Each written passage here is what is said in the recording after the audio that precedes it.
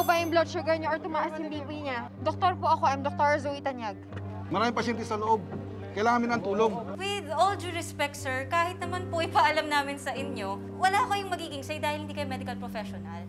Kaya tignan ho natin pag nagkasakit kayo kung saan kayo dadali ng yabang nyo. Bastos ka! Ay! Wala kang ayos! Nilalagyan na nga namin yung buhay namin sa panganib eh. Tapos babustusin mo pa yung doktor? Umalis na po kayo dito, delikado po dito. Hindi anak, sasamahan ko kayo dito. Alam mo ba, proud na proud kami sa'yo ng nanay mo. Gotcha, tay. I got you, anak. Michael. Nasamit lang ako. Okay na yan. Are you sure? Yeah. Kasi kung may dugo na yan, delikado na yan. We need to inform the doctors. Wala. Nasamit lang ako. Lord, please huwag muna. Gusto kong makabawi kay Denise. Gusto kong makasama pa siya ng matagal. Huwag, Lord, nakikiusap ako sa inyo. Marami kayong oras na binigay sa akin na ginuhugol ko sa maling mga desisyon. Bigyan niyo ako ng pagkakataon na maitama ang lahat. Huwag niyo muna ako kunin, Lord. Pakiusap lang. Gusto ko muna makasal sa Kanya. Yes, it's confirmed that the World Health Advisory Task Force has informed our agency that the TSP or transysteric virus has been confirmed to have entered our country. But please, don't panic because there are test kits, medicines, and vaccines available for the illness caused by TSP. This will be provided to us free of charge but in limited quantities only. May dadating pa pong iba para sa next batch kung kailangan pa po natin. May darating na tulong pero limited supply lang, Doc. Okay lang siguro yun, Dok, kahit limited supply lang. Importante, mauna na mabigyan yung mga nandito sa atin, di ba? I just hope hindi na kumalat to. Kaya nga, Dok. Kamusta ka? Okay lang ako, Dok. Huwag mo kang tindihan. Dok, kamusta ka? Okay naman. Mga pasyente ko, okay naman yung mga pasyente mo. Kamusta sila? Ano sila? Si Dr. Sabat. Tapos ko na pumalito mo sa kanya, kaya bumaba na. Tuloy-tuloy mo lang, tapos balitaan mo. Oh, sige. Thank you. Doktora, kamusta po kayo? Okay lang ba kayo? I haven't slept much. May dalawang doktor na namatay kanina lang. Kulang na kami sa loob. Dok, mag-volunteer po ako. Ako din po, Doc. No. Just stay here. Sobrang toxic ng duty sa ER ngayon. At saka, para may mga kasama na rin mga doktor yung mga tao dito sa lobby. Dok, may mga nurse naman po dito at saka nakontrol na rin naman po yung mga pasyente dito eh. Tsaka, Dok, chine-check naman po sila palagi. Pero, doktora, Dok, may sinumpaan po kami. Hindi namin pwedeng talikuran yun. okay, sige. Salamat. Salamat sa inyo.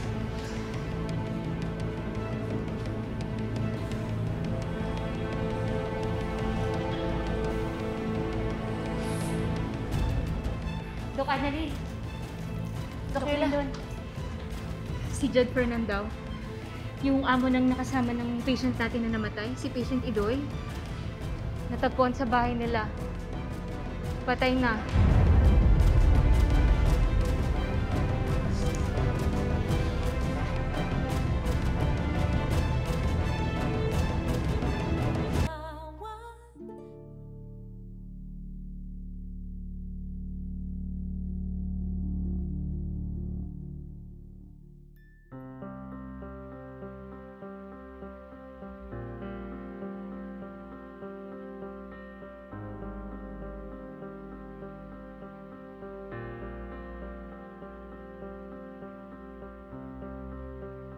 Ngayong pagaling po kayo ha, babalikan ko po kayo.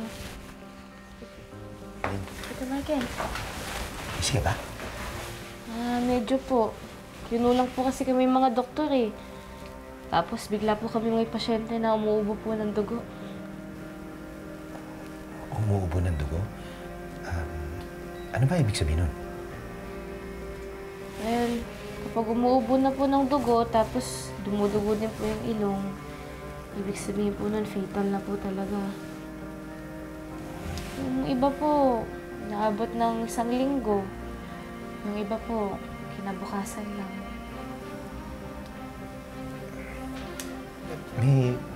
May chance pa ba yun? Kapag po kasi dumugo na po yung ilong, talagang fatal na po yun eh. May chance na naman po kung darating na rin po yung mga gamot na galing po sa ibang bansa. Kaya nga po sana wala pong masyadong matamaan eh, kasi limited lang din po yung darating na gamot. Ba't di po pala natanong? Wala lang. Curious lang ako. Ikaw, kamusta ka? Okay lang po kayo po. Kamusta po kayo? Okay lang ako. Pero basta ikaw, anak, ha, mag-iingat ka rin. Ayoko magkasakit ka. Opo, Tatay Michael. Sige po, labas na po ako. Ingat ka. Love you. Love you.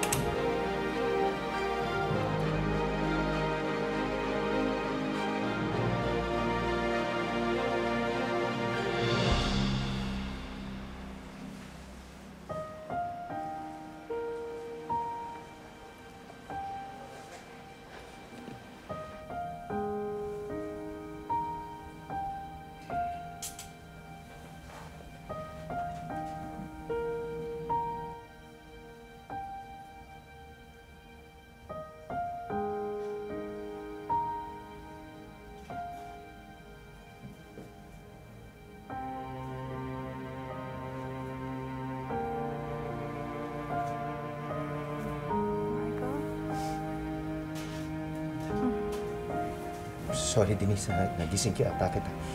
Hindi ko lang mapigilan yung sarili ko. Michael, halika dito. Buka, mag-usap tayo.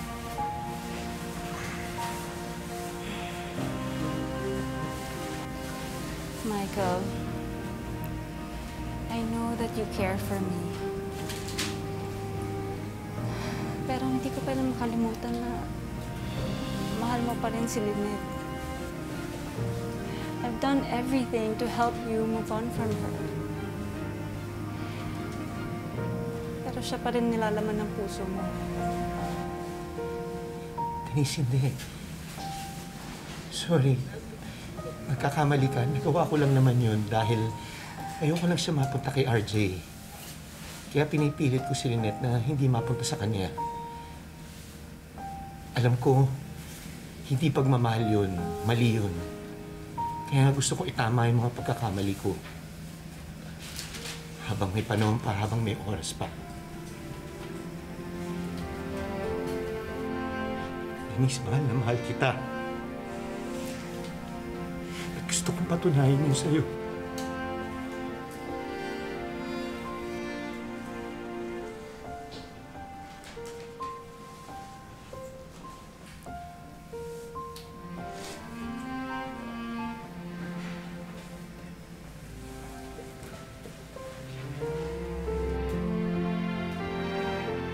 Denise, will you marry me?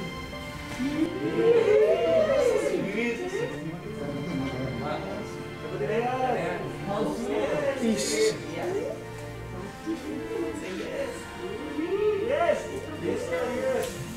Denise, mahal na mahal kita.